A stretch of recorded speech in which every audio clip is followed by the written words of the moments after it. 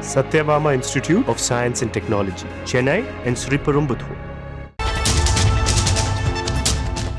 கிழக்கு சீனாவின் வைஃபாங் நகரில் 42ஆம் ஆண்டு சர்வதேச பட்டம் விடும் திருவிழா வண்ணமயமாக தொடங்கியது. பட்டங்களின் பிறப்பிடம் என அழைக்கப்படும் வைஃபாங் நகரில் 1984ஆம் ஆண்டு முதல் இந்த திருவிழா நடத்தப்பட்டு வருகிறது. இந்த ஆண்டு நடைபெற்ற திருவிழாவில் 51 நாடுகளைச் சேர்ந்த 257 குழுக்கள் பங்கேற்று பல்வேறு விதமான உருவங்களில் செய்யப்பட்ட பட்டங்களை வானில் பறக்க விட்டன. டிராகன், ஆக்டோபஸ், ரோபோக்கள் போன்ற உருவங்களில் செய்யப்பட்ட ராட்சத பட்டங்களை அந்நாட்டு மக்கள் ஆச்சரியத்துடன் கண்டு ரசித்தனர்.